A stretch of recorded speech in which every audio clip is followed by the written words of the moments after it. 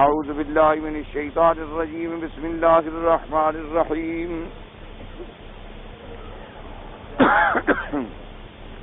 واللیل اذا یغشا والنہار اذا تجلی وما خلق الذکر والانثى ان سعیکم لشتی فاما من اعطى واتقى وصدق بالحسنى فسنيسره لليسرى وأما من بخل واستغنى وكذب بالحسنى فسنيسره للعسرى وما يغني عنه ماله إذا تردى.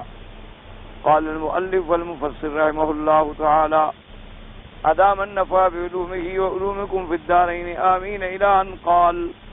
حديث آخر قال ابن أبي حاتم حدثني أبو عبد الله الزهراني قال حدثنا حفص بن عمر العدني قال حدثنا الحكم بن أبان نكرمتان ابن عباس رضي الله تعالى عنه أن رجلا كان له نخيل ومنها نخلة فرعها في دار رجل صالح فقير ذي إيال فإذا جاء الرجل فدخل داره فيأخذ الثمرة من نخلته فتسقط الثمرة فيأخذها صبيان الرجل الفقير فينزل من نخلته فينزل الثمرة من أيديهم وإن أدخل أحدهم الثمرة في فمه يدخل إصبعه في حلق الغلام ونزع الثمرة من حلقه فشكى ذلك الرجل إلى النبي صلى الله عليه وسلم وأخبره بما هو فيه من صاحب النخلة فقال له النبي صلى الله عليه وسلم اذهب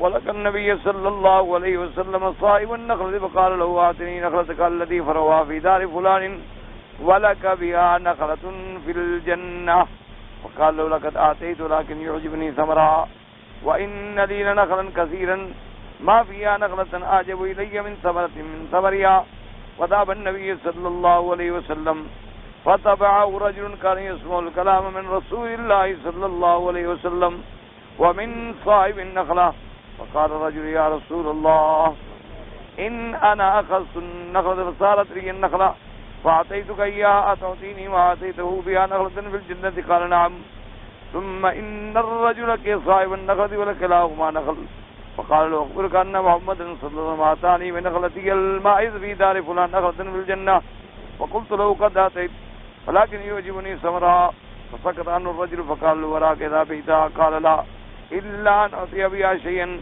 ولا أظنني أعطاه فقال وما هناك قال 40 نخلة فقال الرجل قد جئت بأمر عظيم نخلتك تطلب بها 40 نخلة ثم سكت وأنشأ في كلام آخر ثم قال أنا أعطيتك 40 نخلة فقال اشهد إن كنت صادقا فأمر بأناس فدعاهم فقال اشهدوا أني قد أتيته من نخلي 40 نخلة من نخلته التي فرعها في دار فلان ابن فلان ثم قال ما تقول فقال صاحب النخلة قد رضيت ثم قال بعد ليس بيني وبينك بيع لم تفترق فقال له قد أقالك الله ولست بأعمق حين أعطيتك 40 نخلة من نخلتك المائلة فقال صاحب النخلة قد رضيت لا أن تؤتني 40 على ما أريد قال تؤتنيها على ساق ثم مكث ساعة ثم قال هي لك على صياط وأوقف له شهودا وعد له 40 نخلة على ساق فتفرقا فذهب الرجل إلى رسول الله صلى الله عليه وسلم فقال يا رسول الله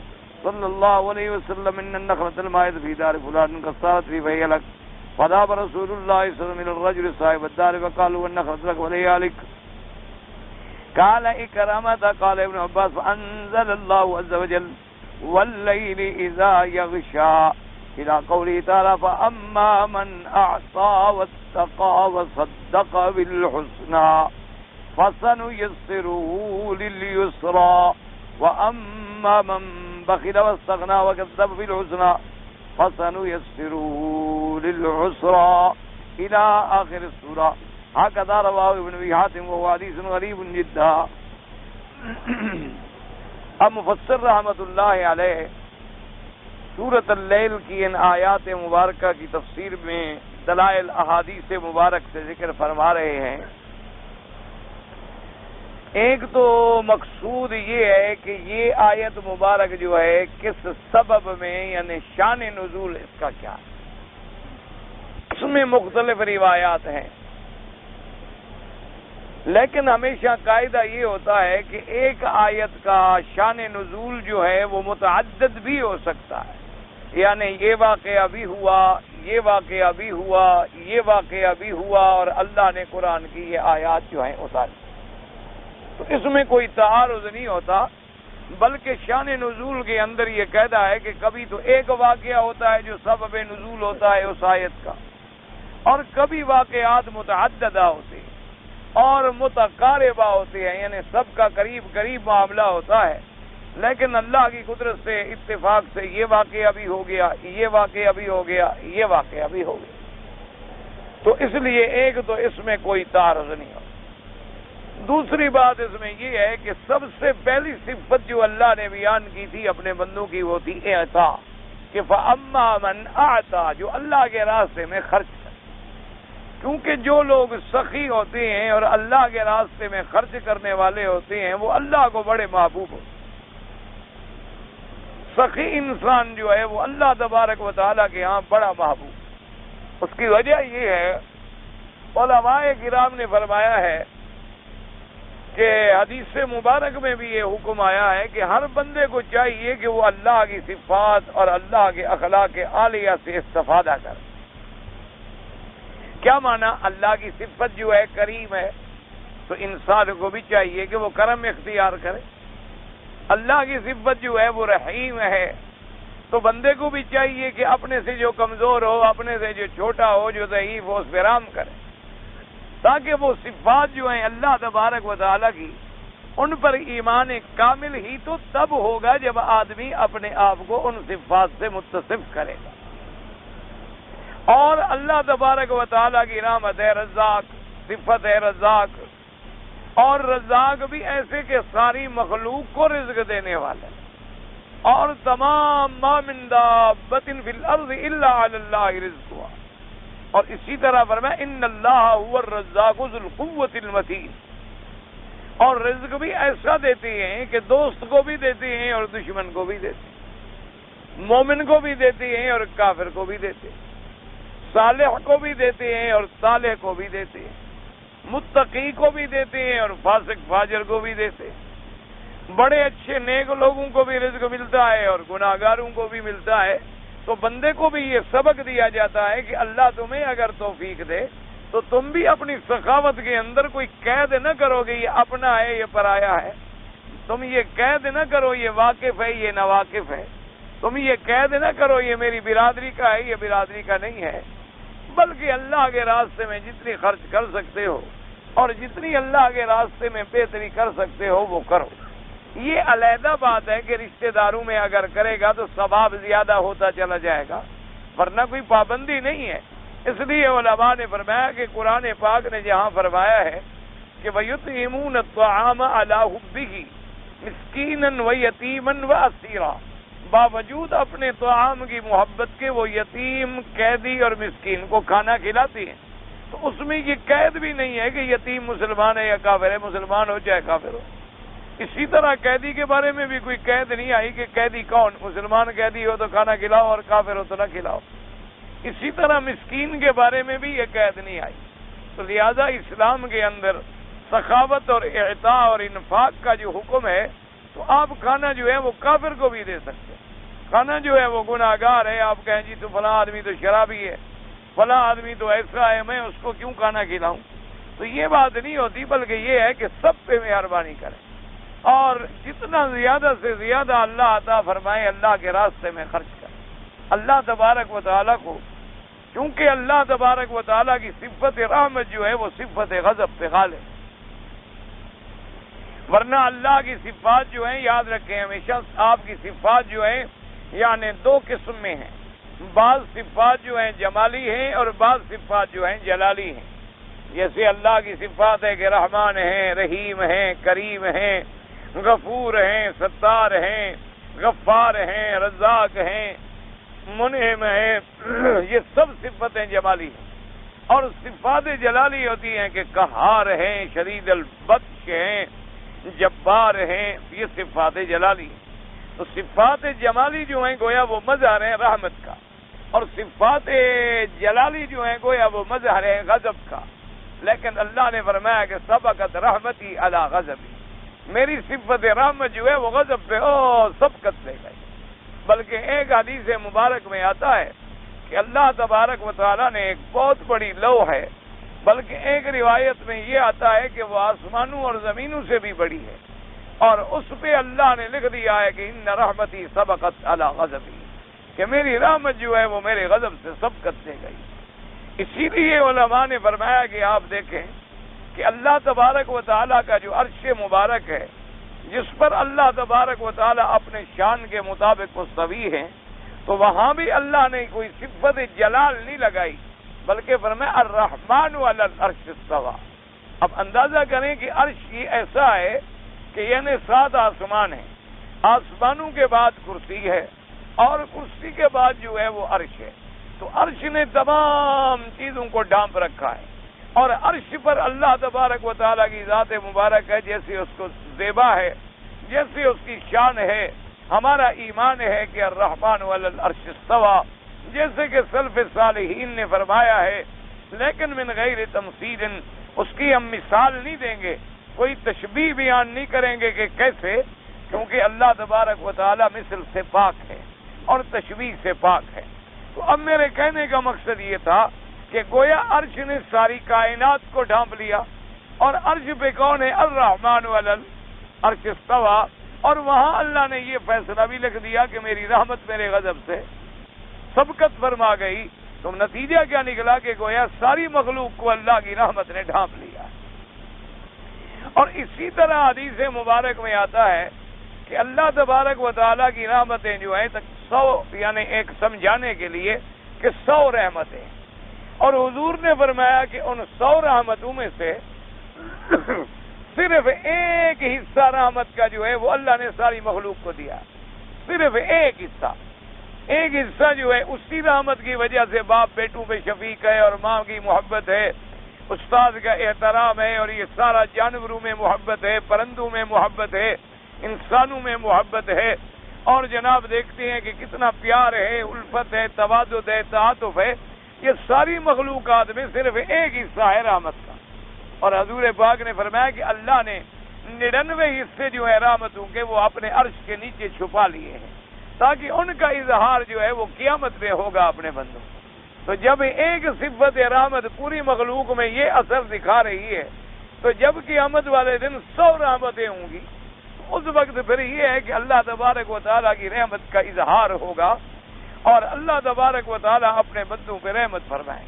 تو اب اس سے ہمیں ایک مسئلہ یہ بھی سمجھ آیا کہ جیسے عرش کے اوپر بھی رحمت لکھی ہوئی ہے، اور اسی طرح عرش کے نیچے بھی اللہ نے 99 رحمتیں چھپائی ہوئی، اور اسی طرح قرآن مقدس میں بھی آتا ہے کہ اللہ کا عرش جو ہے کیسی ہے؟ پانی پہ، اور وہ پانی ایسا ہے کہ اس کی موجیں زمین سے آسمان تک کے برابر ایک موج ہے۔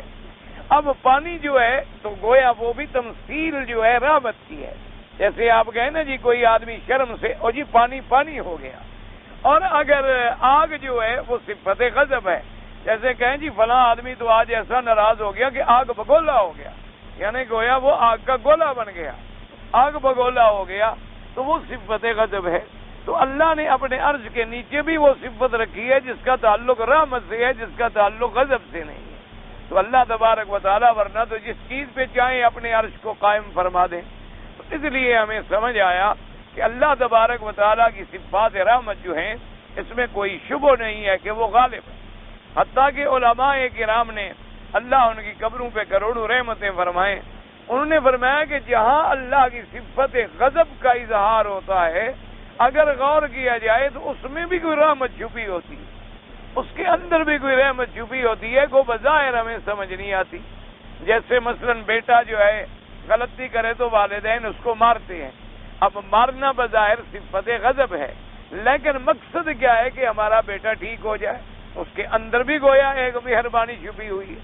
اب سرجن کے پاس جائیں تو جناب آپ کے زخم کو پھاڑ دے گا اور کاٹ دے گا، اور کبھی کینچی چلا رہا ہے، کبھی چھری چلا رہا ہے، کبھی نشتر چلا رہا ہے، بظاہر تو صفت غضب ہے کہ کہ کسی کے جسم کو کاٹنا اور خون نکالنا اور گوشت کاٹ لینا، لیکن اس کے اندر بھی ایک صفت رحمت چھپی ہوئی ہے کہ اس کا مقصد کیا ہے کہ تم کسی طرح ٹھیک ہو جاؤ، تمہارا عضو جو ہے ٹھیک ہو جائے اور تمہارے لیے زیادہ مصیبت کا ذریعہ نہ بنے۔ اس لیے فرمایا کہ صفت رحمت جو ہے وہ غالب ہے، کیونکہ غضب جو ہے یہ تو عارضی چیز ہے کہ کبھی ناراضگی آ گئی، اور رحمت جو ہے وہ تو ہمیشہ والی صفت ہے کہ ہر وقت اللہ تبارک و تعالیٰ اپنے بندوں پہ رحمتیں فرماتے۔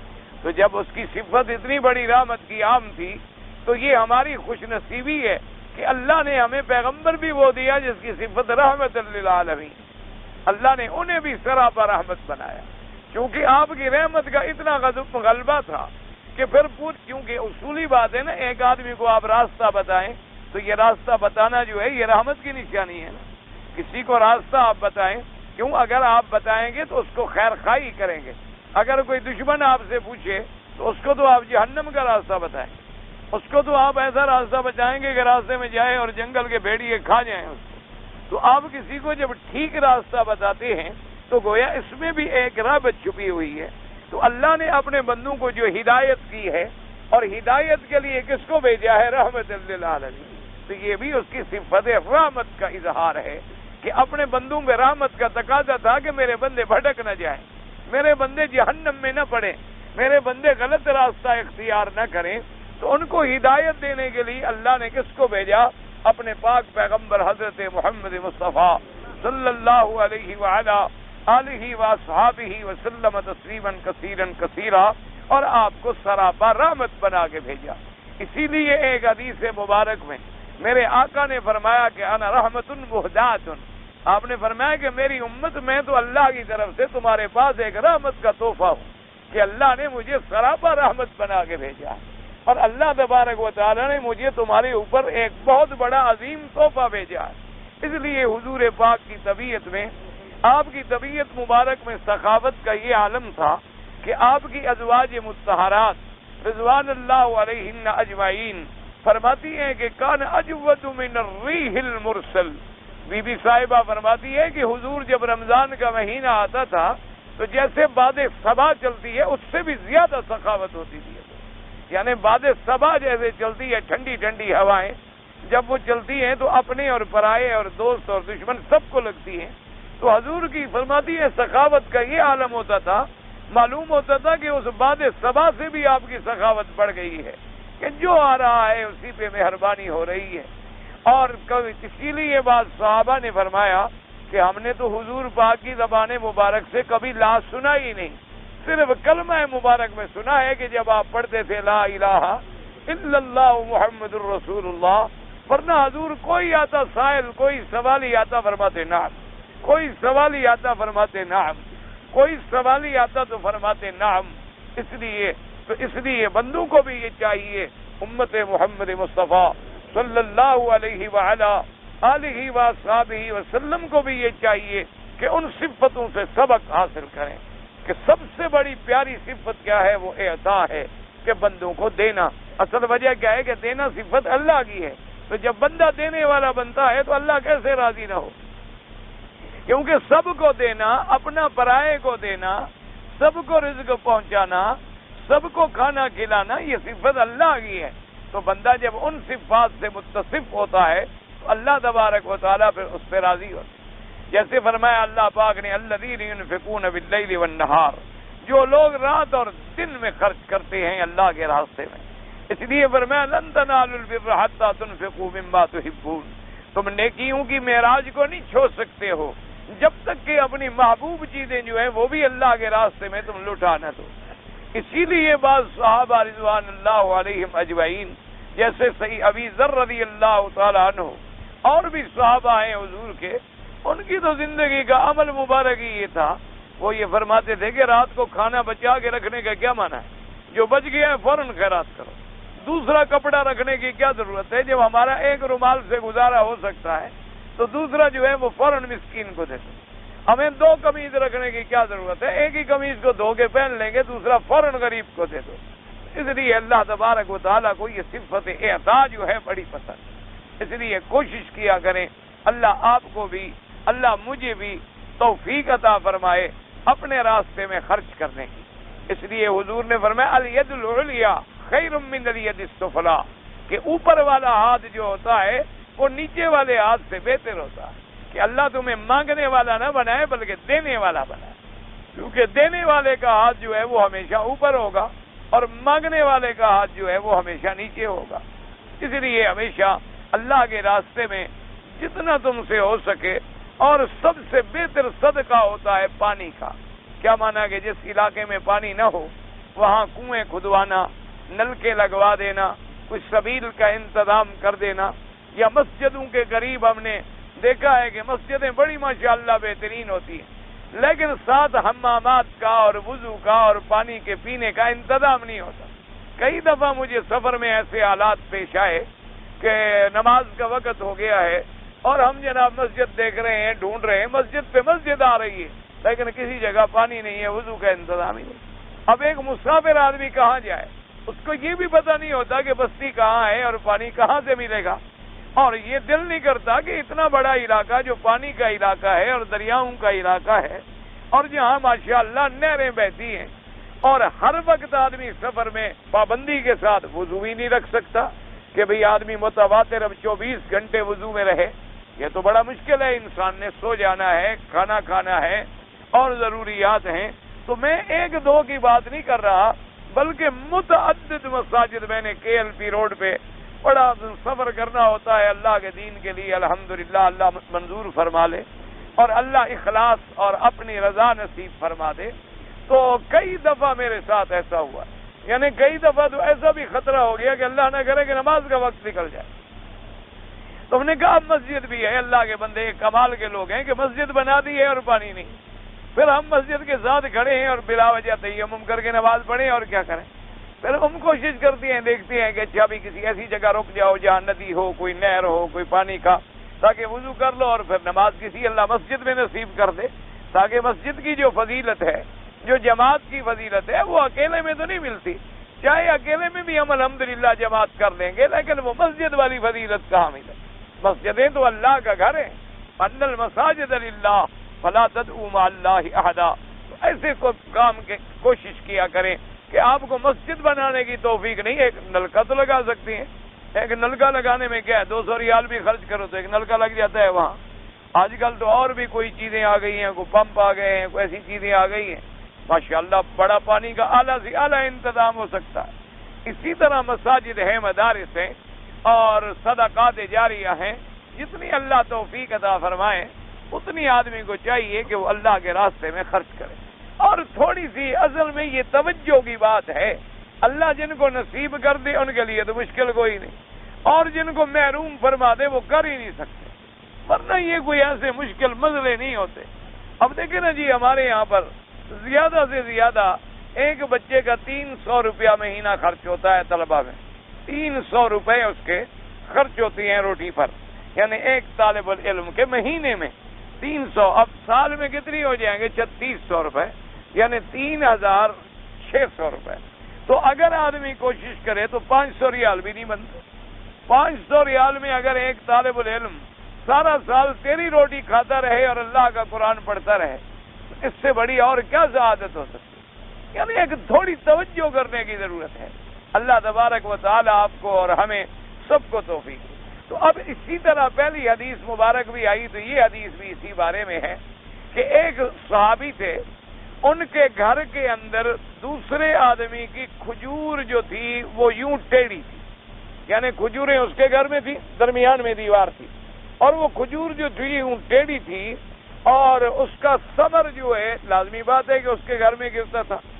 تو جب وہ آدمی ثمر اپنا اکھیڑتا اور ثمر چنتا تو کھجوریں گر بھی جاتی ہیں، تو جب کھجوریں گرتی تو وہ ساتھ والے کے گھر میں گرتی، اور وہ بڑا غریب آدمی تھا، بڑا مسکین صحابی تھا حضور پاک کا، اس کے چھوٹے چھوٹے بچے تھے، وہ بچے دوڑتے اور وہ کھجوریں اٹھا لیتے، لیکن کھجور والا آدمی جو ہے وہ بھی ایسا اللہ رحمت کرے آدمی تھا کہ وہ آتا اور بچوں کے ہاتھ سے کھجوریں چھین لیتا، اور اگر کبھی کسی بچے نے وہ کھجور منہ میں ڈال لی تو انگلی ڈال کے حلق سے بھی نکال لیتا۔ اسی لیے علماء نے کہا ہے نا کہ ایک ہوتا ہے بخیل اور ایک ہوتا ہے شہی، جس کو کہتے ہیں شوم۔ جسے ہمارے محاورات میں کہتے ہیں، ایک تو ہوتا ہے نا بخیل اور ایک کہتے ہیں شوم. انہوں نے کہا کہ بھی شوم بھی تو بخیل کو کہتے ہیں. انہوں نے کہا کہ نہیں، بخیل تو وہ ہوتا ہے جو اپنا مال اللہ کے راہ میں خرچ نہ کرے، اور شوم وہ ہوتا ہے کہ خرچ دوسرا کرے وہ برداشت نہ کرے. خرچ بھی دوسرا کر رہا ہے، وہ مر رہا ہے کہ یار یہ کیوں کر رہا ہے، یہ پیسے بھی خرچ نہ کرتا. تو یہ انہوں نے کہا وہ شح ہوتا ہے. اللہ تبارک و تعالیٰ معاف فرمائے. تو اس نے جناب ایسا اللہ معاف کرے کہ وہ آتا اور بچوں کو پکڑ لیتا. تو اب وہ مسکین جس کے بچے تھے، اس بیچارے کے بچے روتے اور پیٹتے. اس نے آ کے حضور پاک صلی اللہ علیہ وسلم آپ کی خدمت میں درخواست پیش کی کہ یا رسول اللہ، میں ایک بڑی ابتلا اور مصیبت میں آ گیا ہوں کہ میرے گھر کے قریب ایک آدمی کی کھجور کا درخت ہے اور وہ میرے گھر کی طرف یوں مائل ہے، اور اس کی جب کھجوریں گرتی ہیں تو میرے چھوٹے چھوٹے بچے ہیں، اب ان کو کیسے قابو کیا جائے؟ وہ بھاگ کے اٹھا لیتے ہیں، لیکن وہ کھجور والا آتا ہے تو ان کے ہاتھ سے بھی چھینتا ہے، اور ان کے اگر منہ میں ڈال لیں تو انگلی ڈال کے وہ بھی نکال لیتا. حضور صلی اللہ علیہ وآلہ آلہ وصحابہ وسلم تسلیما کثیرا کثیرا. اللہ کے کروڑوں صلاۃ و سلام ہوں آپ پر. آپ نے اسے بلایا اور فرمایا کہ بھائی تم ایک سودا کرنا چاہتے ہو؟ تو اس نے کہا جی فرمائیں. آپ نے فرمایا کہ اگر تم ایک کھجور جو ہے یہاں اللہ کے راستے میں خیرات کر دو تو اللہ تمہیں جنت میں کھجور کا درخت عطا فرمائیں. اس نے کہا جی بات تو خیر ٹھیک ہے، لیکن میری کھجور جو ہے نا وہ بڑی اچھی ہے اور اس کا پھل بہت اچھا ہے، اور میرے باغ میں جتنی کھجوریں ہیں نا ایسی کھجور ہے ہی نہیں. بات آپ بھی ٹھیک فرماتی ہیں، لیکن ذرا مشکل ہے مسئلہ، میں سوچوں گا. بہرحال اس نے بات نہ مانی اور بہانے سے ٹال گیا. ایک اور آدمی کھڑا یہ باتیں سن رہا تھا، تو جب وہ چلا گیا وہ آ گیا حضور کی خدمت میں.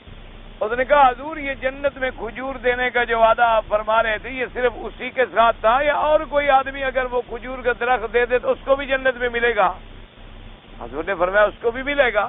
اس نے کہا اچھا حضور پھر میں کوشش کرتا ہوں. وہ گیا خیر اس آدمی کے پاس. اس نے کہا بھی بات سنو، تم ایسا کیوں نہیں کرتے ہو؟ تمہارے پاس میں نے سنا ہے ایک کھجور کا درخت ہے، وہ بیچ کیوں نہیں دیتے ہو؟ لڑائی جھگڑا بھی ختم ہو جائے گا، وہ ساتھ کا ہمسایہ بھی پریشان ہے تم سے، اور تم بھی نہیں دینا چاہتے ہو. تمہارا بھی چلو کھجوریں کھاتا ہے تو نقصان ہوتا ہے، تو اس لیے بہتر ہے کہ تم بیچ ڈالو. وہ سمجھ گیا، تاڑ گیا. اس نے کہا کہ جی بیچ تو ڈالوں، لیکن جو میں قیمت مانگتا ہوں وہ کون دے گا؟ میں جو قیمت مانگتا ہوں وہ میری کھجور ایسی ہے کہ اس جیسی کھجور ہے ہی نہیں دنیا. اس نے کہا چلو ٹھیک ہے بیچو، تم اپنی قیمت کا اظہار تو کرو. اس نے کہا میں ایک شرط پہ دے سکتا ہوں، اگر کوئی آدمی مجھے 40 کھجوریں بدلے میں دے. بخیل لوگوں کا تو پھر یہی کہتا ہوتا ہے نا. جیسے حضرت سلمان فارسی رضی اللہ تعالیٰ عنہ جب اپنے کافر کے پاس گئے اور کہا کہ اللہ کے بندے چلو تم مجھ سے تنگ آ گئے ہو کہ میں مسلمان ہوں اور میں نے حضور کا کلمہ مبارک پڑھ لیا ہے، تو تم مجھے آزاد کر دو، میرے ساتھ طے کر لو، بدلے کتابت طے کر لو کہ کتنی پیسے لوگے، تاکہ وہ میں محنت کر کے مزدوری کر کے یا ساتھیوں سے مدد لے کر تم کو دے دوں اور تم میری جان چھوڑ دو. میں بھی تم سے چھوٹ گیا اور تم مجھ سے چھوٹ گئے، ایک مسئلہ جو ہے تیرا اور میرا جو ہے وہ حل ہو جائے. تو وہ کافر بڑا سمجھدار تھا بدبخت، اور کافر دنیا کے معاملے میں تو بڑا کایا ہوتا ہے نا. دنیا کا معاملے میں تو کافر استاد ہوتا ہے، آخرت کا جاہل ہوتا ہے، لیکن دنیا کا بڑا خبردار ہوتا ہے. آخرت کے معاملے میں جاہل ہوتا ہے. وَهُمْ عَنِ الْآخِرَةِ هُمْ غَافِلُونَ. آخرت سے غافل ہوتی ہے لیکن دنیاوی معاملے میں بڑے خبردار. اس نے کہا حضرت سلمان رضی اللہ تعالی عنہ ایک طریقہ ہے تمہیں چھوٹ جانے کا. اس نے کہا کیا؟ اس نے کہا ایک تو مجھے اتنی چھٹانگ جو ہے وہ سونا دے دو، اور دوسری شرط میری یہ ہے کہ میرا تم نے باغ دیکھا ہے؟ اس نے کہا دیکھا ہے. اس نے کہا اس میں نئے کھجوروں کے پودے لگاؤ، اور جب وہ کھجوروں کے پودے لگ جائیں گے اور ان پہ پھل آ جائے گا پھر میں تمہیں آزاد کروں. اب اندازہ کرو، کہہ دی ایک تو مسافر ہیں، پھر ان کو زبردستی غلام بنا کے بیچ دیا گیا، ورنہ حضرت سلمان فارسی رضی اللہ تعالیٰ عنہ غلام توڑے تھے. حضرت سلمان رضی اللہ تعالیٰ عنہ وہ تو اسلام کی کشش میں آئے تھے، تو قافلے والوں نے زبردستی کی اور ظلم کیا کہ آپ کو غلام بنا کے بیچ ڈالا۔ وہ بڑے پریشان ہوئے اور حضور کی خدمت میں حاضر ہوئے۔ حضور نے فرمایا ماں بھی گیا سلمان، کیوں پریشان ہو؟ اس نے کہا حضور میرا جو مالک ہے نا میری آزادی پہ راضی تو ہو گیا ہے، لیکن شرط ایسی لگا دی ہے کہ نہ شرط پوری ہوگی نہ مجھے آزادی ملے گی۔ آپ نے فرمایا کیا شرط؟ نے کہا جی مانگتا ہے 5 چھٹانک ایک اوقیہ سونا مانگتا ہے، میرے پاس ایک دھیلا نہیں اور 1 چھٹانک سونا میں کہاں سے لے آؤں؟ اور پھر چلو سونا بھی مجھے اللہ قادر ہیں دے دیں، لیکن کہتا ہے باغ لگاؤ، باغ جب پھل آئے گا، یہ نہیں کہ چلو بھی باغ لگا دیا جان چھوڑے، کہتا نہیں باغ لگا دو، کھجوریں پھل لے آئیں، جب پھل اترے گا پھر تمہیں آزاد کروں گا۔ حضور مسکرائے، حضور نے فرمایا سلمان کیوں غم کرتے ہو، وہ بڑا قادر ہے، وہ بڑا کریم ہے، سارے اسباب اللہ پیدا فرما دے۔ حضور نے سارے صحابہ کو بلا لیا۔ آپ نے فرمایا ابھی دیکھو بات سنو، حضرت سلمان جو ہے مجھے بڑا پیارا ہے۔ حضرت سلمان کو حضور نے فرمایا منا من اہل البیت، کہ سلمان جو گویا میرے گھر کا ایک فرد ہے۔ حضور نے ان کو اپنے گھر کا ایک فرد بنا لیا تھا۔ رضی اللہ تعالی عنہ وارضاہ، اللہ کی کروڑوں رحمتیں ہوں آپ پر۔ تو ان حضور نے فرمایا مجھے سلمان بڑا پیارا ہے، اور اس کا مالک جو کافر ہے وہ بڑا ظالم ہے، اور اس نے ان کے لیے بڑی شرط رکھی ہے، اگر ایک سے اٹھ جائے گا اور کسی کو زور بھی نہیں لگانا پڑے گا، تو تم سارے مل کے جتنی تمہیں اللہ توفیق دے، کوئی 2 کھجوریں دے دے، کوئی 4 دے دے، کوئی 10 دے دے، جتنی توفیق ہو، وہاں جتنے موقع ہے زمین میں لگانے کا اتنی کھجوریں اس کو جمع کر دو۔ تو صحابہ نے کہا رسول اللہ میں 10 دیتا ہوں، اس نے کہا میں 20 دیتا ہوں، اس نے کہا میں 5 دیتا ہوں، کھجوریں تو وہیں بیٹھے بیٹھے پوری ہو گئی۔ حضور نے فرمایا سلمان اب یہ تمہاری ہمت ہے کہ گڑھے تم کھودو، اور گڑھے کھودنے کے بعد یہ کھجوریں پہنچ جائیں گی، لیکن تم لگانا نہیں، لگانے کے لیے مجھے بلا لینا۔ اور اسی دیر میں حضور بیٹھے تھے کہ ایک آدمی نے کچھ سونے کی ڈلی آگے پیش کی۔ حضور نے فرمایا یہ بھی تم لے جاؤ، یہ جا کر اپنے مالک کو دے۔ اس نے کہا حضور یہ تھوڑا سا ہے، وہ چھٹانگ مانگتا ہے ظالم، یہ تو بالکل تھوڑا سا ہے۔ آپ نے فرمایا تم لے تو جاؤ، تمہیں کیا ہے، تم اس کو لے جاؤ، باقی اللہ پاک مدد فرمائے۔ حضرت سلمان فرماتے ہیں کہ میں لے آیا اور وہ چھوٹی سی ڈلی دیکھنے لگا، کہنے لگا ہے تو تھوڑا، میں نے کہا تھوڑا ہو یا زیادہ وزن کرو، تم جتنا وزن ہے وہ تو قبول کرو نا، باقی تمہارا ہم پورا کریں گے جتنی کم ہوگا۔ آپ فرماتے ہیں جب اس نے وزن کیا تو ٹھیک 1 چھٹانک ہو گیا، تو وہ چھوٹی سی ڈلی جو تھی اس کا وزن ہی 1 چھٹانک بن گیا۔ اس نے کہا یار یہ تو میرا وزن پورا ہو گیا ہے، لیکن اب بھی تمہیں چھوڑتا تو نہیں ہوں، باغ تو لگاؤ۔ میں نے کہا کہ ٹھیک ہے باغ بھی لگ جائے گا۔ 2-3 دن میں گڈھے تیار ہو گئے، حضور کو اطلاع دی، ایک گڑھے میں حضور خود اترے اور اپنے ہاتھ سے کھجوریں رکھی۔ اس سے بڑی کوئی رحمت کی دلیل ہو سکتی؟ اسی لیے فرمایا نا کہ اللہ نے مجھے رحمت بنا کے بھیجا، کہ اپنے غلاموں سے کتنا پیار ہے، اپنے غلاموں سے کتنا شفقت ہے، اپنے غلاموں سے کتنا محبت ہے کہ ان کے لیے حضور خود اتر رہے ہیں اور ایک کھجور لگا رہے ہیں۔ حضرت سلمان فرماتے ہیں اللہ نے ایسی برکت دی کہ وہ تو اسی چند مہینوں میں پھل آ گیا، تو اسی سال پھل آ گیا۔ تو میں گیا کافر کے پاس گیا، وہ باغ دیکھ لو پھل لگ گیا ہے کہ نہیں لگ گیا؟ انہوں نے کہا کہ ہاں پھل تو لگ گیا۔ میں نے کہا سونا تمہیں مل گیا؟ انہوں نے کہا مل گیا۔ انہوں نے کہا اچھا تم آزاد۔ اب شرط پوری ہو گئی۔ تو جو ظالم اور بخیل لوگ ہوتے ہیں نا پھر وہ ایسی شرطیں لگاتے ہیں۔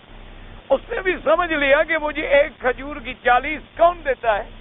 کون آدمی ایسا ہو سکتا ہے کم عقل کہ مجھے 1 کھجور کے بدلے میں 40 دے دے؟ تو اس نے کہا کہ جی میں مانگتا ہوں 40 کھجوریں۔ اس نے کہا یار 40 تو بہت زیادہ ہیں۔ اصل میں وہ پکا کرنا چاہتے تھے نا کہ کہیں یہ اس سے بھی نہ پھر جائے، کہیں پھر یہ 40 کا 80 کہہ دے تو مجھے تو دینی ہے، کیونکہ وہ تو دل میں سوچ کے بیٹھے ہوئے تھے نا کہ میں نے تو یہ سودا جنت کا کرنا ہے۔ تو انہوں نے کہا نہیں بھائی 40 تو خیر بہت زیادہ ہیں، تم کوئی معقول بات کرو، 1 کھجور کے 2 لے لو، 4 لے لو، یہ کوئی بات ہے کہ 1 کی 40 مانگ لو؟ انہوں نے کہا نہیں بس میرا مطالبہ 40 کا۔ خیر وہ بیٹھے رہے، ادھر ادھر کی باتیں کرتے رہے۔ تھوڑی دیر کے بعد نے کہا کہ اچھا اگر کوئی اللہ کا بندہ 40 دینے پہ تیار ہو جائے تو پھر تم وہ کھجور دے دو گے؟ اس نے کہا پھر کیوں نہیں دوں گا۔ اس نے کہا اچھا لوگوں کو بلاؤ گواہ ہو جائے، میں 40 کھجوریں دیتا ہوں۔ اس نے کہا تم ٹھیک بات عقل سے کر رہے ہو؟ اس نے کہا عقل سے ہی تو کر رہا ہوں، سوچ سمجھ کے کر رہا ہوں۔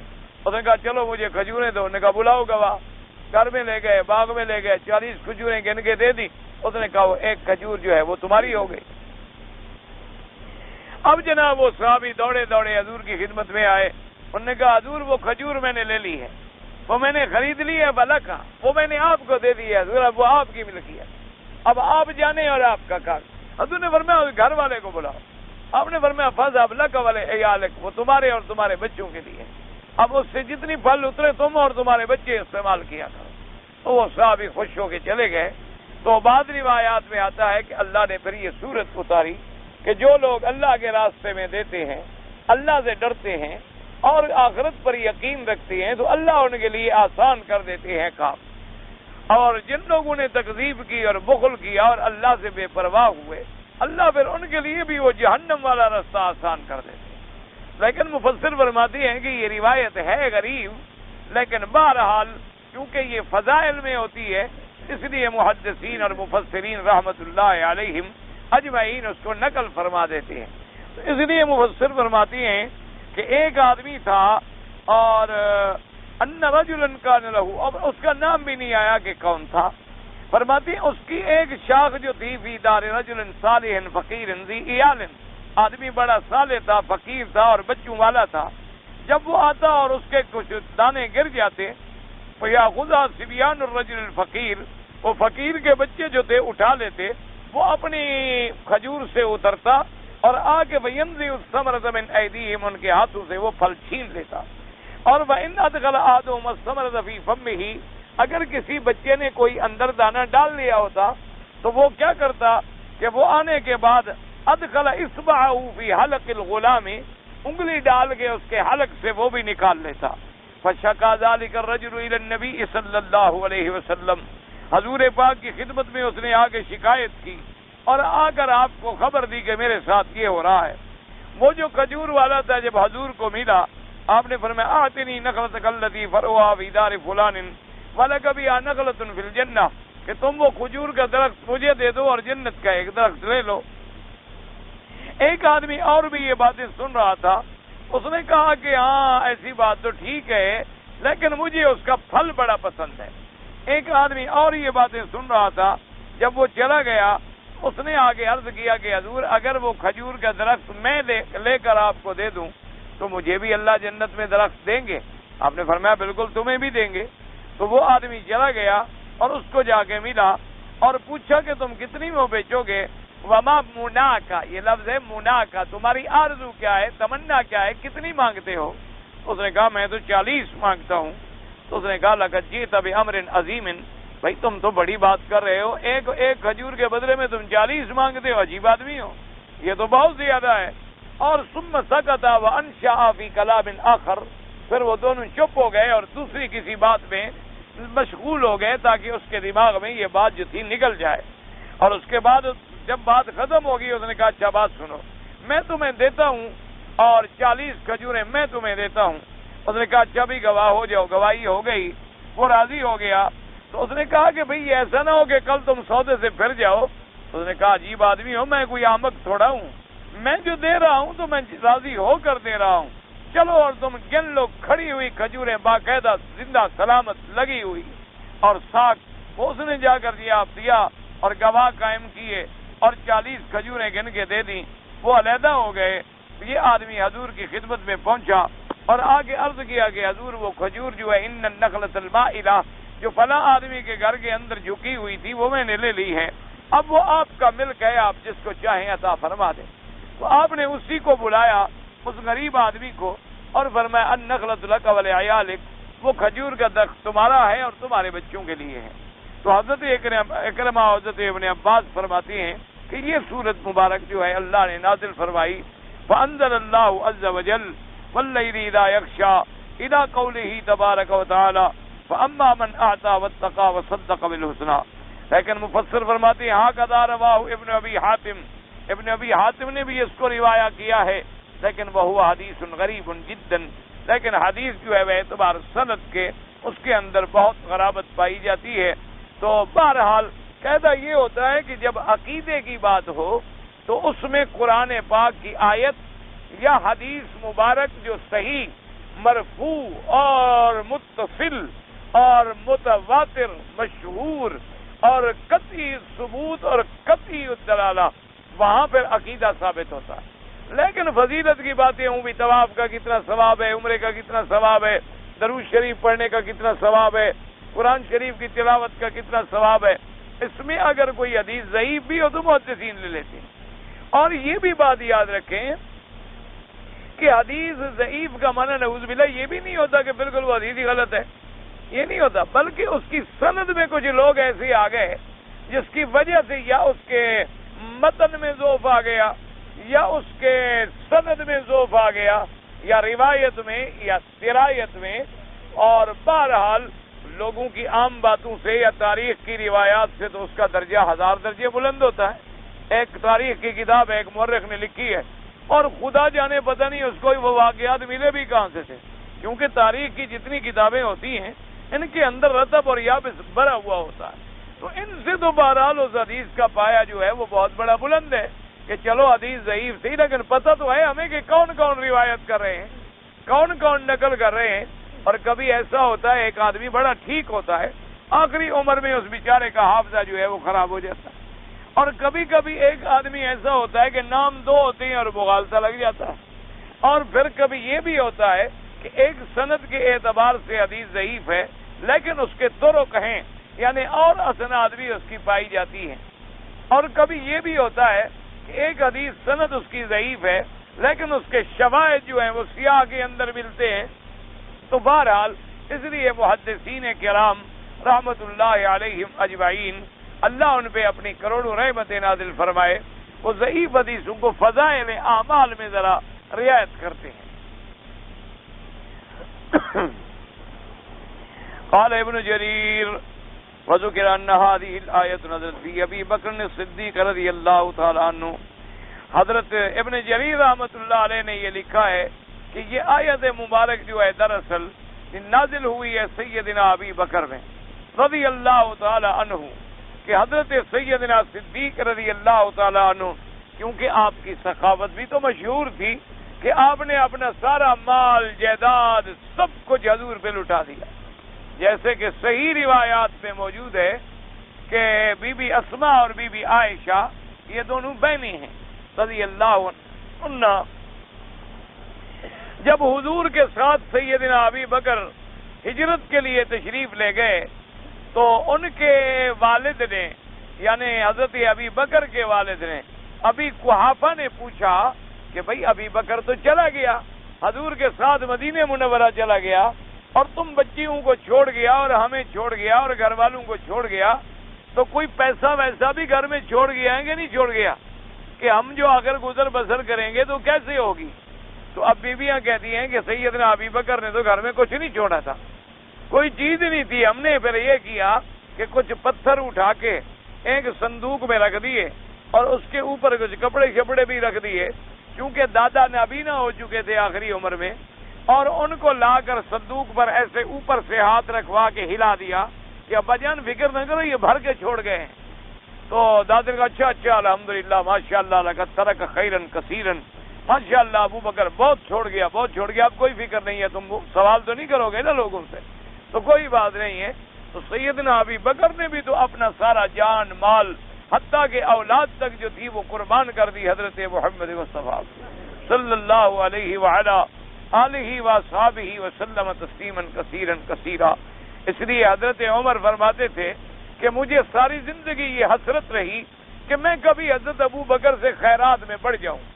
ایک دفعہ حضور نے چندہ مانگا تو میرے گھر میں بڑا مال تھا، میں آدھا کر کے آدھا گھر چھوڑا آدھا حضور کے دربار میں لے آیا، آج میں خوش تھا کہ نمبر لے جاؤں گا۔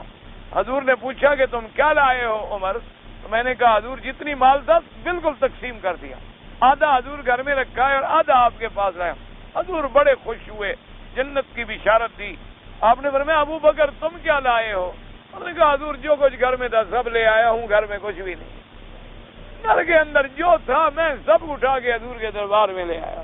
حضرت عمر کہتے ہیں میں نے کہا ابو بکر تم نے ہمیں کبھی بھی موقع نہ دیا کہ کسی کار خیر میں ہم تم سے بادی لے جائیں، ہم تم سے بادی نہ لے سکے، نہ سبقت بالاسلام میں بادی لے سکے اور نہ سبقت الخیرات میں بادی لے سکے رضی اللہ تعالی عنہم اجمعین۔ اللہ تبارک و تعالیٰ کی کروڑوں رحمتیں ہوں ان پر. فرماتے ہیں حدثنا ہارون بن عبد ادریس الاسم قال حدثنا عبد الرحمن بن محمد المحاربی قال حدثنا محمد بن اسحاق محمد بن عبد الله بن محمد بن عبد الرحمن بن ابي بكر الصديق رضي الله تعالى عنه ان عامر بن عبد الله بن الزبير قال كان ابو بكر رضي الله تعالى عنه يطلق الاسلام مكة فكان يطلق جائز ونساء اذا اسلمنا وقال له ابوه اي بني على تاتك ناسا ضعفاء فلو انك تاتك رجالا جلدا يقومون معك ويمنعونك ويدفعون عنك فقال اي ابد انما اريد اظنه قال ما عند الله قال فحدثني بعض اهل بيتي ان هذه الايه انزلت فيه. اب جناب فرماتے ہیں کہ حضرت ابو بکر رضی اللہ تعالیٰ عنہ غلام خریدتے، عورتیں خریدتے، غلام عورتیں جو ہوتی تھیں بوڑھی بوڑھی ضعیف جن کو کافر ستاتے تھے، خرید کر کے آزاد کرتے تھے. ایک دفعہ ان کو اپنے والد نے بلایا اور انہوں نے فرمایا کہ میں دیکھتا ہوں تم بڑے غلام آزاد کرتے ہو، لیکن اگر غلام آزاد کرتے بھی ہو تو جلدا یعنی اقویا بڑے طاقتور نوجوان غلام آزاد کیا کرو تاکہ کبھی تمہیں ضرورت پڑے تو تیرے کام بھی آئیں. یہ جو تم بوڑھے اور بوڑھی عورتیں اور ضعیف لوگ خریدتے ہو اور آزاد کر دیتے ہو، پیسہ بھی خرچ کر رہے ہو اور بوڑھے لوگ کیا فائدہ دیں گے تمہیں. تو حضرت صدیق نے عرض کیا کہ آپ بتا ما اریدها عند اللہ، فرمایا کہ ابا جان مجھے اپنا فائدہ نہیں چاہیے، میں تو وہ چاہتا ہوں جو میرے اللہ کے پاس ہے. مجھے اللہ کی رضا چاہیے، مجھے جنت چاہیے، مجھے ایسی چیزوں کی کوئی ضرورت نہیں ہے کہ کل کو یہ میرے کام آ سکے. اسی لیے بعض علماء نے بڑا عجیب نقطہ لکھا ہے. اب دیکھو نا جی، سورۃ واللیل کے بعد انشاءاللہ اگر زندگی رہی اور اللہ نے نصیب کیا تو آگے سورت کون سی آئے گی؟ سورۃ والضحیٰ. اچھا، اور سورۃ والضحیٰ جو ہے وہ اس میں تو کوئی شبہ ہی نہیں ہے نا کہ وہ سیرت محمد مصطفیٰ میں ہے، حضور صلی اللہ علیہ وسلم کی شان میں اتری ہے. اور بعض علماء نے فرمایا کہ دیکھو اللہ کی شان دیکھو، جن کو اللہ نے قرآن میں بھی ملا دیا. پہلی سورت ابو بکر کے حق میں ہے اور دوسری سورت حضرت محمد مصطفیٰ کے حق میں، یعنی اللہ نے قرآن میں بھی ملا دیا ہے حضرت ابو بکر کو حضور کے ساتھ. تو جب اللہ قرآن میں بھی ملا دے تو کوئی جدا کر سکتا ہے؟ کوئی ان کو علیحدہ کر سکتا ہے؟ اللہ نے زندگی میں بھی ملا دیا، سفر میں بھی ملا دیا، حضر میں بھی ملا دیا، قبر مبارک میں بھی ملا دیا، قرآن میں بھی ملا دیا، اور قیامت میں پھر حشر میں بھی ملا دیا. تو یہ لوگ تو بدبخت ہیں بیچارے جو سیدنا ابی بکر کے مقام کو نہیں سمجھ سکے. ان کے لیے دعا کریں کہ اللہ ان کو ہدایت، اللہ ان کو نیک بخت بنائے، اللہ ان کی آنکھیں کھول دے اور وہ اس مقام کو سمجھیں کہ جس کو اللہ نے یوں جوڑا ہو، جس کو اللہ نے ایسا قرب عطا فرمایا ہو، جن کو اللہ نے ایسا تعلق عطا فرمایا ہو. یعنی آپ اندازہ فرمائیں کہ جو مقام اللہ نے سیدنا صدیق کو دیا ہے، اب جب حضور جنت کے سب سے اعلیٰ درجے میں ہوں گے تو بی بی عائشہ کہاں ہوگی؟ حضور کے گھر میں ہوگی نہیں ہوگی؟ تو ابا اپنی بیٹی کے گھر میں جائے گا کہ نہیں جائے گا؟ تو جیسے مدینے میں حضور کے گھر سے کہ حضرت صدیق کو کوئی نہ روک سکا، جنت میں کوئی روک سکتا ہے؟ تو ہم جو بلا وجہ دشمنی کر کے اپنے ایمان خراب کریں، اس لیے اللہ تبارک و تعالیٰ سے دعا کریں کہ اللہ تبارک و تعالیٰ ان لوگوں کو سمجھ دے. کسی سے عداوت نہیں ہوتی، ہمیشہ یاد رکھو. بعض لوگ جو ہے نا ناراض ہو جاتے ہیں، توحید کی تقریر سنی غصہ آ گیا، یا کسی نے صحابہ کی شان سنی تو بیچارہ غصے میں آ گیا. اللہ کے بندے غصہ نہیں ہوتا، یہ کسی سے کوئی ذاتی زمین کے اور برادری کے جھگڑے نہیں ہوتے، یہ تو اللہ کے دین کی باتیں ہیں. اللہ تبارک و تعالیٰ کی دین کے لیے محبت ہو اور اللہ کے لیے آدمی کو غصہ ہو. اس لیے ہمیشہ جتنے فرق باطلہ ہیں، اللہ تو قادر ہے نا کہ ان کو ہدایت دے کر سیدھے راستے پہ لے آئیں. تو بجائے بد دعا کرنے کے آپ ان کے لیے دعا کیوں نہ کریں کہ اللہ تبارک و تعالیٰ ان کو بھی مقام صدیق کی سمجھ عطا فرمانا. وہ بھی فرماتے ہیں کہ یہ آیت جو ہے انزلت فی حضرت ابی بکر کے حق میں اتری ہے. وقولہ تبارک و تعالیٰ وما یغنی عنہ مالہ اذا تردى قال مجاہد اذا مات. اللہ نے فرمایا کہ یہ جو مال اکٹھے کر رہا ہے اور بخل کر رہا ہے، جب مرے گا تو اس کو اس کا مال کوئی فائدہ نہیں پہنچائے گا. وقال ابو صالح ومالک عن زید بن اسلم اذا تردى فی النار، کہ قیامت والے دن جب یہ جہنم میں ڈالا جائے گا تو مال تو نہیں چھڑائے گا، مال تو کوئی فائدہ نہیں دے گا. یوم لا ينفع مال ولا بنون، قیامت والے دن نہ مال نفع دے گا نہ اولاد نفع دے گی. اصل ہے نا وما یغنی عنہ مالہ اذا تردی. تردی کا معنی ہوتا ہے اوپر سے گرنا. جیسے آتا ہے نا متردیہ، وہ بکری جو اوپر سے گرے اور گردن ٹوٹ جائے تو اس کو بھی کہتے ہیں عربی میں متردیہ. یعنی کوئی پہاڑ پہ بکری چل رہی ہے اور گر جائے اور گردن ٹوٹ جائے، حرام ہو جاتی ہے. تو اسی طرح چونکہ جہنم جو ہے وہ نیچے ہے، تو اس میں بھی جب گرایا جائے گا تو گویا اوپر سے گرے گا نا. تو اللہ نے فرمایا کہ جب اس میں گرایا جائے گا مال کوئی نہیں فائدہ پہنچائے گا. اور بعد نے کہا کہ تردہ کا معنی ہے ہلاکت یعنی موت. ای اذا ماتا یعنی جب مرنے کا وقت آئے گا تو مال کیا فائدہ دے گا. اس لیے فائدہ ہے کہ آدمی زندگی میں خیرات کرے. زندگی میں آدمی اللہ کے راستے میں زندگی کے اندر جو کچھ کر سکتے ہو کر لو، کیونکہ مرنے کے وقت پھر کیا کام آئے گا. اور پھر مرنے کے وقت تو یہ ہمارا مال جو ہے یہ بھی وارثوں کا بن جائے گا، ہمارا تو رہے گا ہی نہیں، ہمارا تو ملک ہی نہیں رہے گا. اور خدا جانے پھر ہمارے بعد والے جو ہیں، ہماری اولادیں جو ہیں، اللہ جانے وہ بعد میں کیا کریں گی. اس لیے اپنی زندگی میں، اپنی صحت میں، اپنی تندرستی میں اللہ کے راستے میں کچھ کر جائیں. اللہ تبارک و تعالی آپ کو بھی اور مجھے بھی دین کے کام کرنے کی توفیق دے.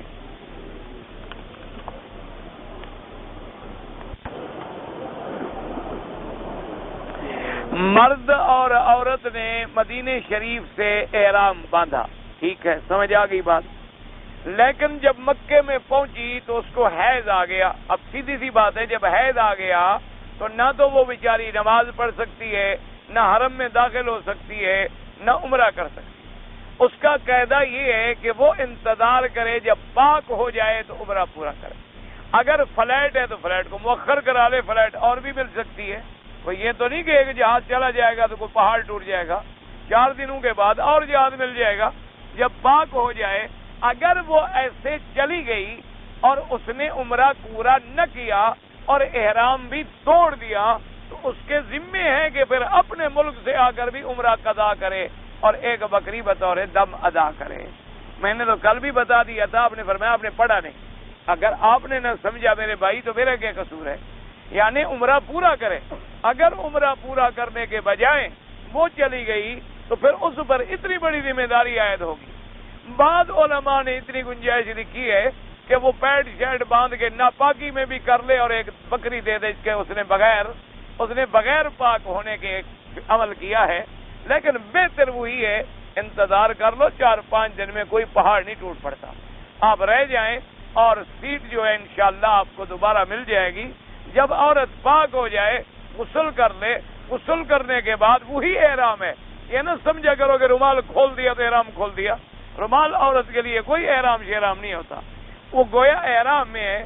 پاک ہونے کے بعد طواف کرے، صفا مروہ دوڑے، بال کٹائے، فارغ ہو گئی، پھر اپنے گھر چلی جائے.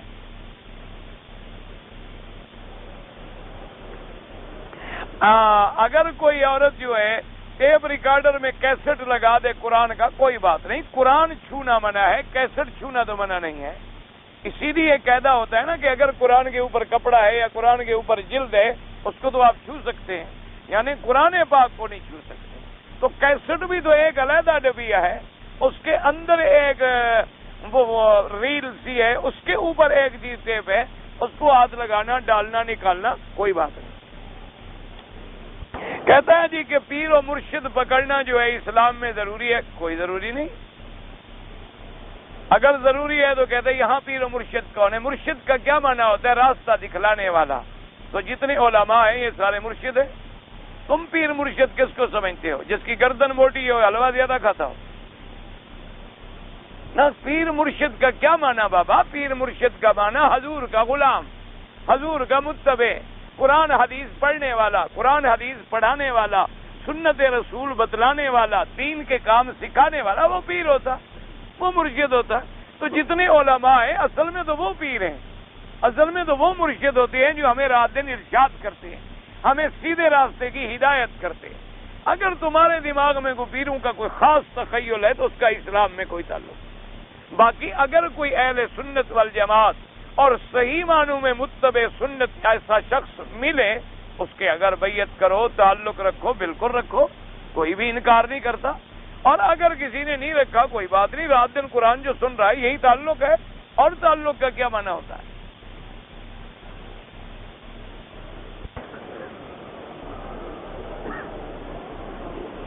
اللہ تعالیٰ کے حکم سے حضرت ابراہیم علیہ السلام نے کعبہ تعمیر کیا تھا، تو پہلا طواف بھی آپ نے کیا نہیں؟ کعبہ تو حضرت ابراہیم سے پہلے موجود تھا۔ جب آپ بچوں کو چھوڑنے آئے تو قرآن نے نہیں کہا کہ ربنا انی اسکنت من ذریتی بواد غیر ذی زرع عند بیتک المحرم، کہ میرا اللہ میں تیرے حرمت والے گھر کے پاس اپنے بچے چھوڑ کے جا رہا ہوں۔ تو گھر تو آدم کے پیدا ہونے سے بھی پہلے تھا۔ سب سے پہلا طواف اللہ کے فرشتوں نے کیا ہے، اور انسانوں میں سب سے پہلا طواف حضرت آدم نے کیا ہے۔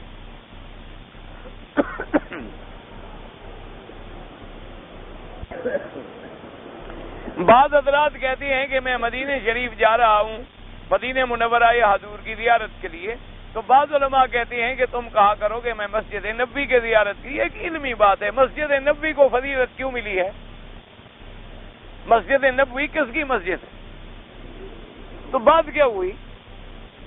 یہ تو صرف ایک علمی مسئلہ ہے کہ حضور نے فرمایا کہ آدمی 3 مسجدوں کے علاوہ کسی چیز کے لیے سفر نہ کرے، ایک مسجد الحرام، ایک مسجد اقصی اور ایک مسجد نبوی صلی اللہ علیہ وسلم، کہ لا تشد الرحال الا الى 3 مساجد۔ پر میں اور کسی کے لیے، ایک آدمی کہے جی میں دہلی کی مسجد جاتا ہوں، ایک آدمی کہے جی میں لاہور کی شاہی مسجد کی زیارت کو جاتا ہوں، ایک آدمی کہے جی میں فیصل آباد میں جاتا ہوں یا اسلام آباد میں فیصل مسجد کی زیارت کے لیے سفر کرتا ہوں، وہ ناجائز ہے۔ یا کوئی کہے جی میں کسی قبر مبارک کے لیے سفر کرتا ہوں، حضور نے فرمایا منع ہے۔ تو فرمایا کہ جب آئیں تو ان 3 میں سے کسی کی نیت کریں۔ تو جب ہم مسجد نبوی کی نیت کریں گے تو سارا کچھ مدینہ بھی آ گیا، مسجد بھی آ گئی، ہر چیز آ گئی۔ اصل تو وہی۔ اچھا، کبھی ایسا بھی ممکن ہے کہ آپ حضور کی زیارت کو جائیں اور مسجد میں نہ جائیں؟ ایسا ہے کوئی طریقہ؟ ہاں، یہ علیحدہ بات ہے، تم دور سے کھڑے ہوئے دیکھ کے بھاگا ہو۔ اللہ ہمیں تو معروم نہ کرے۔ اللہ تبارک و تعالی ہمیں حاضری ہمیشہ نصیب کرے، ہر مسلمان کو نصیب کرے، اور اللہ ہر مسلمان کے دل میں حضور کی محبت پیدا فرما دے، اور ہمیں کوئی ذرہ قطرہ محبت کا نصیب فرما دے۔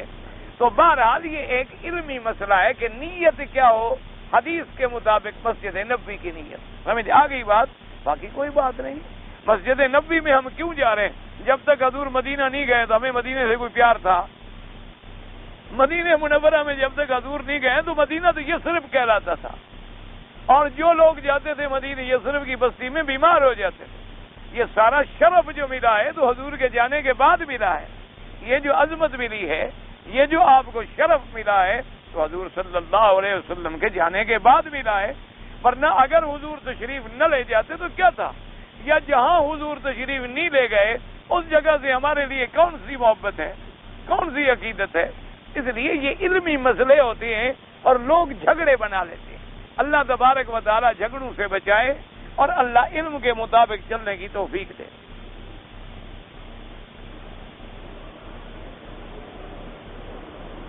کہتا ہے جی کہ ہم نے موسم الحج کے اندر دیکھا ہے کہ بعض مکے میں مستقر رہنے والے آدمی مینا نہیں جاتے، سیدھا 9 کو عرفات چلے جاتے ہیں، اور عرفات سے مزدلفہ آ جاتے ہیں اور پھر کنکریاں مار کے گھر آ جاتے ہیں۔ حج تو ہو جاتا ہے، حج تو ہو گیا، کیونکہ حج تو عرفات کی حاضری کا نام ہے نا۔ مینا میں جانا سنت اور ثواب ہے، اگر وہ نہیں جا سکے تو سنت کا ثواب انہیں نہیں ملا، لیکن چاہیے یہ کہ پورا آدمی حج کرے۔ لیکن یہ بھی اللہ کا شکر کرو نا، اگر یہ مکے والے بھی سارے چل پڑے تو باہر والے کہاں بیٹھیں گے؟ یہ بھی اللہ کی حکمتیں ہیں اللہ کے بندے، کہ یہ اب باہر کے مسافروں کے لیے مینا میں جگہ چھوڑ دیتے ہیں۔ اگر یہ گھر والے اٹھ کے 5 لاکھ آدمی بھی مینا میں بیٹھ جائے کہ یہ ہم بھی رات یہیں رہیں گے، تو پھر میرے خیال میں حاجی تو کھڑے رہیں بیچارے، کیونکہ گھر والا تو جلدی پہنچ جائے گا نا۔ اس لیے اچھی بات ہے، کوئی عرفات جاتا ہے، کوئی مینا جاتا ہے، کوئی صبح جاتا ہے، کوئی دوپہر کو جاتا ہے، کوئی ظہر کو جاتا ہے، کوئی عصر کو جاتا ہے، تو سب کی گاڑی چل رہی ہے اور اللہ سب کا حج منظور فرما رہے ہیں۔ کریں کہ اللہ مجھے والدین کو حج کرانے کی توفیق دے، اللہ سب کو والدین کی خدمت کی توفیق دے، والدین کی اطاعت کی توفیق دے، اور والدین کو حج کرانے کی بھی توفیق دے۔ صلاۃ تسبیح کی حدیث جو ہے ضعیف ہے، کسی صحیح حدیث میں ہمیں نہیں ملا کہ حضور پاک نے بھی پڑھا ہو۔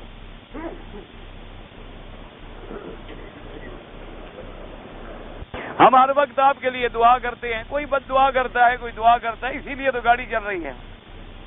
بڑی مہربانی، اللہ آپ کو جزائے خیر دے۔ بھئی جب پرچی کا جواب ہو جائے نہ پھاڑے بیچارہ تو کیا کرے، اب رکھتا جائے تو کہاں رکھے۔ اگر ایک آدمی مقروض ہے، وہ مالی صدقہ بیچارہ نہیں کر سکتا، لیکن صدقے کا جذبہ ہے، کرنے کی نیت ہے، لیکن ہے غریب۔ ایک حدیث میں آتا ہے کہ اللہ تبارک و تعالیٰ فرمائیں گے ملائکہ کو کہ میرے اس بندے کی تہجد لکھ لو ساری زندگی۔ فرشتہ عرض کرے گا اللہ میاں اس نے تو ایک رات بھی نہیں پڑھی، اور آپ فرماتے ہیں کہ ساری زندگی کی تہجد لکھ دیں۔ فرمایا نیت روز کرتا تھا، غریب اٹھ نہیں سکا، نیت کرتا تھا بس لکھ تو میں نے اس کو دے دیا۔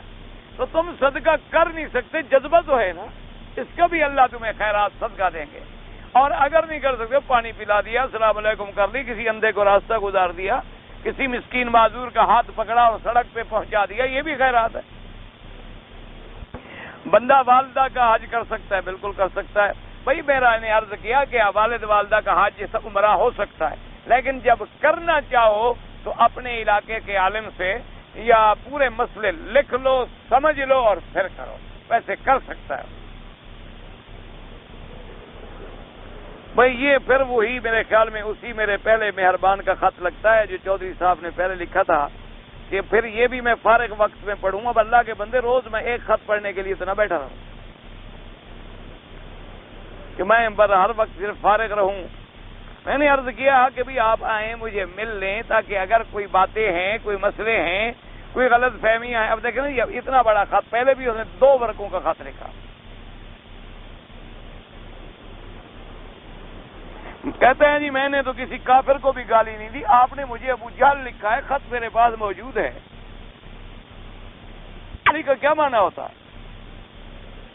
پھر آپ نے لکھا ہے کہ اگر آپ ہمارے ملک میں یہ تقریریں کرتے تو کوئی جیالہ آپ کو قتل کر دیتا، اس سے بڑی بھی کوئی گالی ہوتی ہے؟ میرے پاس تو آپ کا خط ہے، پھر بھی میں نے آپ کو معاف کر دیا، بات ختم ہو گئی۔ اب بھی تمہارا غصہ نہیں ٹھنڈا ہوتا تو اللہ ہدایت دے، میں کیا کروں؟ پھر یہ کہنا کہ میں نے غلط بھی کہا ہے، میرے پاس تو لکھا ہوا تمہارا بھائی موجود ہے۔ اب ہماری قوم کو تشبیہ مشرکین سے دیتے ہیں، جو شرک کرے گا، میں کیوں تشبیہ دیتا ہوں؟ جو بھی شرک کرے گا مشرکین کے برابر ہوگا، جو نہیں کرے گا نہیں ہوگا۔